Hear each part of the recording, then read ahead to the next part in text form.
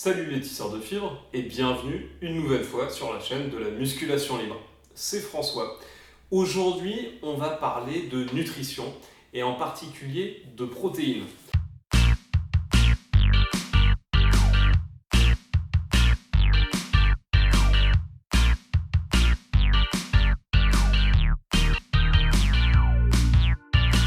Qu'on veuille sécher ou prendre de la masse maigre, on regarde la quantité de protéines pour 100 grammes d'aliments. On se dit, bon, celui-là, il n'a pas beaucoup de protéines, je l'évite. Celui-là, il en a beaucoup, je vais le privilégier. Mais attention, il peut y avoir un cas dangereux, même plusieurs cas dangereux. On va prendre un exemple simple, le beurre de cacahuète. Dans 100 grammes de beurre de cacahuète, il y a 25 grammes en moyenne de protéines, ce qui est relativement énorme par rapport à la moyenne des aliments. C'est aussi important, par exemple, c'est même plus important que ce qu'on a dans du colin, dans du saumon, et c'est plus de 2 fois plus important que ce qu'il y a dans le blanc d'œuf. Mais alors attention, la grande différence entre le beurre de cacahuète et le blanc d'œuf, même si ça contient plus de protéines, ça contient beaucoup plus de calories. Donc ce qu'on va voir aujourd'hui, c'est comment choisir ces aliments en fonction de la proportion de protéines dans les calories que fournit cet aliment. On va faire ça en 3 parties. Premièrement, on va voir la richesse en protéines brutes de différents aliments, c'est-à-dire on ne va pas du tout regarder le total calorique, on verra lesquels sont les plus riches, les plus denses en protéines. Ensuite, on verra d'un autre côté pour ces mêmes aliments quelle est la quantité de calories fournies par 100 grammes de produits. Et pour terminer, on va faire une synthèse des deux, c'est-à-dire calculer quelle est la proportion d'énergie qui vient des protéines. Et en fonction de ça, on pourra décider de quels sont les aliments à privilégier ou à éviter pour construire du muscle sec.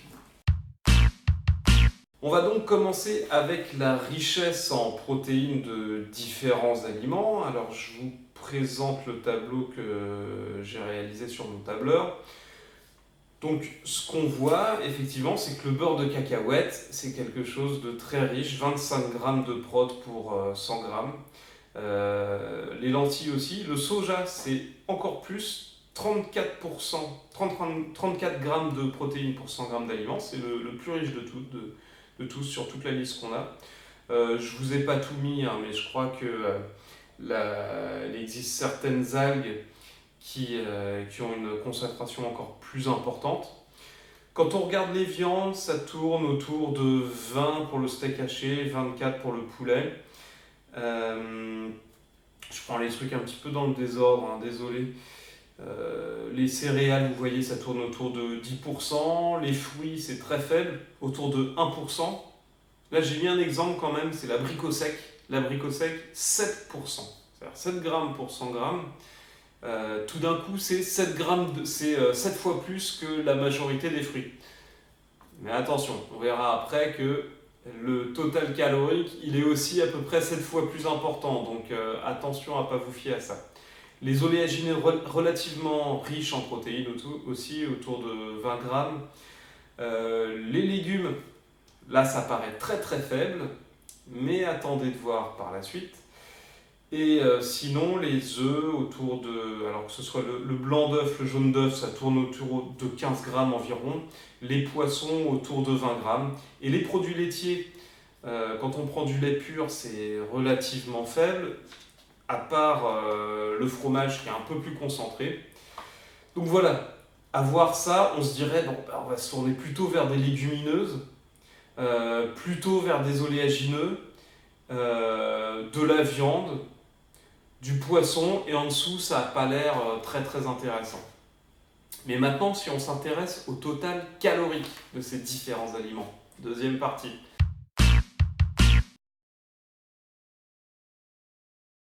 On se rend compte que le beurre de cacahuète, enfin les oléagineux, là je vous ai mis 576 calories, que ce soit les amandes ou le beurre de cacahuète, pour 100 grammes. Donc c'est très important. C'est plus que les céréales qui sont autour de 350 calories pour 100 grammes. Les fruits, ça tourne plutôt autour de 50, 60 selon les fruits. La banane, c'est un peu plus. Et là, vous voyez, abricot sec, évidemment, comme c'est un fruit qui a été séché, tout de suite, la densité énergétique augmente au même titre que la densité en protéines, que la densité en glucides. On est à 290 calories pour 100 grammes. C'est quasiment comme les céréales. Mais d'ailleurs, on dit également, oui, prenez des fruits secs, parce que les fruits secs, c'est beaucoup plus riche en vitamines, en minéraux, que les fruits frais. Et effectivement, pour 100 grammes d'aliments, c'est beaucoup plus riche, mais ce sera beaucoup plus riche en calories aussi, donc vous n'allez pas en manger autant. Que vous mangiez une figue fraîche ou une figue sèche, vous aurez exactement le même nombre de nutriments. La seule différence, c'est que la figue sèche, elle s'est vidée de son eau, donc elle est plus dense. C'est comme quand on considère des céréales cuites ou des céréales crues, on se dit, ah ben les céréales cuites, c'est marrant, c'est beaucoup moins riche en énergie que les céréales crues. Donc si je fais un régime, je vais prendre plus de céréales cuites. Mais en même temps, c'est normal, quand vous les cuisez, ils se gorgent d'eau. Donc forcément que la densité calorique diminue, comme un fruit frais par rapport à un fruit sec. La seule différence, c'est qu'il y a de l'eau ou pas d'eau. Mais la matrice, la structure de l'aliment, elle, n'a pas changé. Les légumes, regardez les calories pour 100 grammes, ça tourne autour de 15-30. Donc là, c'est très très faible. La densité calorique est très faible, donc effectivement, en cas de régime, c'est pratique, on peut s'en gaver à volonté, on va pas prendre beaucoup de calories pour une portion donnée de légumes. Légumineuses, c'est à peu près la même densité calorique que les céréales. Les œufs, le blanc d'œuf, très faible densité calorique, 49 calories pour 100 grammes. Le jaune, en revanche, beaucoup plus, 321. C'est pour ça qu'on recommande, pour sécher, d'éviter de prendre trop de jaune d'œuf pour éviter d'avoir assimilé trop de calories et donc de faire trop de réserves de graisse. En revanche, c'est bien quand même de garder de temps en temps un jaune d'œuf ou deux dans la journée, parce que ce sont des aliments, si les poules ont été élevées en plein air dans des conditions biologiques, elles ont été nourries avec des graines de lin, donc elles sont assez riches en oméga 3. À l'inverse des œufs de catégorie 2 ou 3 qui ont été élevés au sol ou en cage, qui là sont beaucoup moins bien nourris, les animaux font moins d'exercice, ils se marchent les uns sur les autres, il y a des morts à droite, à gauche, enfin bref, les conditions d'élevage sont assez inadmissibles aussi bien pour l'animal que pour le consommateur derrière. Là, les jaunes d'œufs sont beaucoup plus riches en oméga 6, alors que les bio sont riches en oméga 3. Les oméga 6 sont inflammatoires, les oméga 3 sont anti-inflammatoires, bons pour les articulations. Donc les jaunes d'œufs, ok si vous les prenez bio ou au pire élevés en plein air.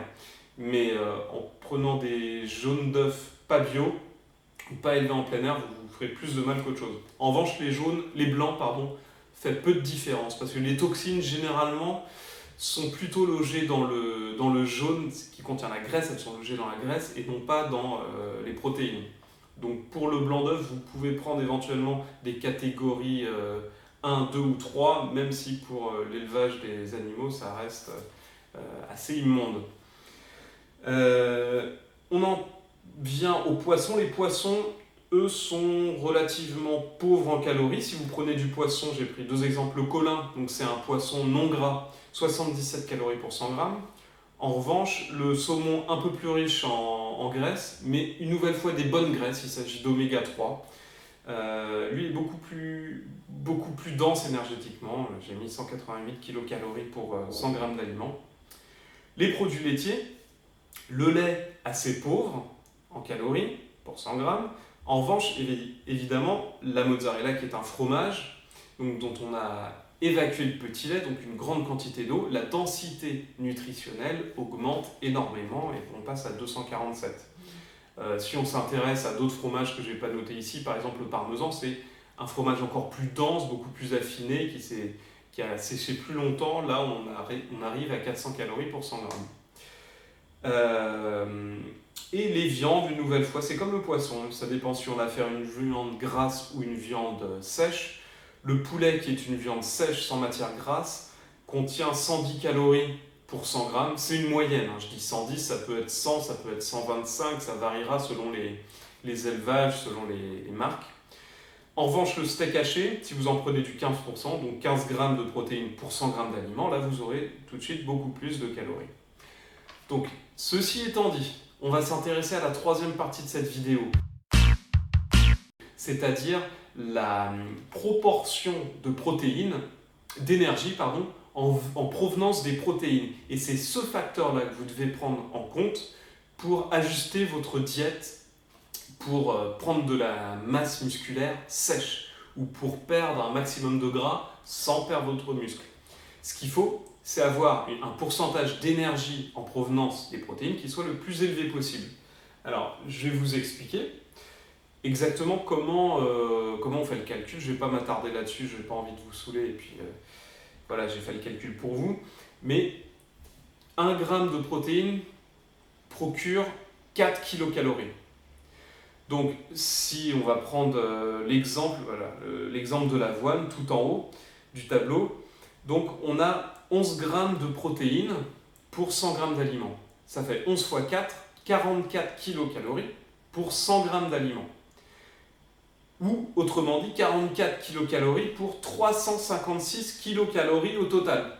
Ce qui nous fait une énergie en provenance des protéines de 12%. C'est-à-dire que les protéines procurent 12% de l'énergie totale fournie par l'avoine. Donc c'est ce facteur qui va être important à prendre en compte. Donc pour les céréales, vous voyez, ça vient à peu près autour de 10%. Si on s'intéresse aux fruits, c'est un peu plus faible. L'abricot, 9%. Oh, j'ai pris des fruits qui ont encore pas mal de protéines. Donc généralement c'est plus autour de 3-4%. Là la banane 5%, l'abricot 9%, l'abricot sec 10%. Bon, normalement abricot et abricot sec ça devrait être exactement la même chose, hein. Ça devrait être 9% dans les deux cas. C'est juste qu'il y a une différence peut-être à cause d'un calcul à un arrondi près. Enfin voilà, les fruits retenaient entre 1 et 10%, donc relativement faible. Oléagineux, ben regardez le beurre de cacahuète. Pourtant, il y avait 25 grammes de prot pour 100 grammes, ce qui est relativement énorme. On n'est qu'à 17%. Les amandes, 15%. 17%, et on reprend l'exemple tout à l'heure de l'introduction, le blanc d'œuf, qui a plus de 2 fois moins de protéines que le beurre de cacahuète, lui, il est à 91%. Alors forcément, si vous vous gavez de beurre de cacahuète, vous prendrez du gras. Si vous vous gavez de blanc d'œuf, vous prendrez du muscle, pour dire les choses un petit peu schématiquement. Parce que voilà, le pourcentage d'énergie en provenance des protéines est beaucoup plus important pour le blanc d'œuf que pour le beurre de cacahuète. Regardez les légumes, ça c'est intéressant.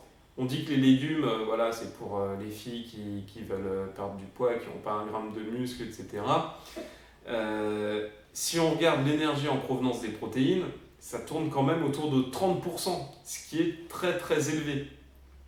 C'est aussi élevé que les légumineuses. Le soja, 37%, c'est le champion des plantes. Je crois qu'il y a les épinards aussi et les orties, pour ceux que ça tente d'essayer, c'est un petit peu fort en goût, qui sont peut-être plus importants encore, qui doivent tourner autour de 50%. Le brocoli, je l'ai plus sous les yeux, mais c'est autour de 30-40%. Voilà, le jaune d'œuf, bien qu'il contienne plus de protéines au 100 grammes que le blanc d'œuf, comme il y a plus de graisse, forcément, il n'y a que 20% de l'énergie qui vient des protéines. Et l'œuf entier, pour un œuf, vous aurez 34%, soit un tiers de l'énergie. Le poisson, selon qu'il est sec ou gras, pareil, pas la même quantité d'énergie qui vient des protéines. Donc le colin, 88%, mais le saumon, dès que vous rajoutez des matières grasses, là 11 grammes de lipides pour 100 grammes de produit, vous descendez à 49%. Donc pour la masse sèche, privilégiez plutôt les poissons blancs, le cabillaud, le colin, plutôt que les poissons gras, style saumon, maquereau, sardines, bien que ces derniers soient essentiels étant donné qu'ils contiennent des oméga 3, c'est juste qu'il ne faut pas en abuser. Les produits laitiers maintenant, regardez, le lait 0% et le lait 40%, c'est-à-dire le lait entier, contiennent la même quantité de protéines pour 100 grammes, 3 grammes. 0,15 exactement. Mais comme il y a plus de gras dans le lait entier, forcément que le lait écrémé contient plus d'énergie en provenance des protéines, c'est-à-dire 40% de l'énergie vient des protéines, tandis que 20% seulement pour le lait entier. La mozzarella, c'est un intermédiaire, 30%. Le fromage blanc, c'est le champion des produits laitiers avec 70%. Vous pouvez avoir même des fromages faits avec du lait écrémé qui ont été encore plus, qui ont vidé encore plus de petits laits, qui ont été davantage concentrés, donc qui ne contiennent plus du tout de sucre, plus du tout de graisse, uniquement des protéines. C'est par exemple les carrés frais qu'on trouve au supermarché. Donc là, c'est quasiment du 100% de protéines. Et pour les viandes, c'est comme le poisson, donc attention aux viandes grasses, bien qu'elles contiennent à peu près autant de protéines que les viandes maigres. Elles vous feront plus grossir parce qu'elles contiennent en plus des matières grasses. Donc voilà, je ne vais pas m'attarder plus là-dessus, je voulais vous donner juste quelques exemples un petit peu parlants pour que vous puissiez faire vos choix en matière d'aliments pour la prise de masse sèche. Et donc ce que je vous recommande le plus, les incontournables, c'est le blanc d'œuf, le fameux brocoli, bien connu des bodybuilders, le poisson blanc, le blanc de poulet et les laitages écrémés. Mais ça ne veut pas dire, à côté de ça, qu'il faut supprimer toute source de graisse, évidemment non. Prenez quelques jaunes d'œufs par-ci par-là, prenez du poisson gras une fois de temps en temps. Les oléagineux aussi sont très bons, ils contiennent des bonnes graisses, les noix contiennent des oméga 3, donc à consommer avec modération, mais à consommer quand même. Les fruits gavés de micronutriments, de vitamines, donc à consommer également. Les légumes à la fois riches en protéines, par rapport à leur énergie totale, et également en fibres et en minéraux, donc surtout à consommer quotidiennement, voire 2 fois par jour, je le recommande minimum. Voilà, dans une prochaine vidéo, je vous parlerai des protéines, mais cette fois-ci, comment choisir ces protéines en fonction du prix. C'est-à-dire, en allant au supermarché, comment choisir les sources de protéines les moins chères. Donc j'aurais fait une nouvelle fois un petit tableau dans ce goût-là pour vous aider à mettre le moins de sous possible pour avoir un maximum de protéines. Et voilà, ça fera le sujet d'une prochaine vidéo. En attendant, je vous souhaite une bonne muscu, une bonne alimentation, pratiquez intelligemment, mangez sainement et surtout, restez libre. Salut!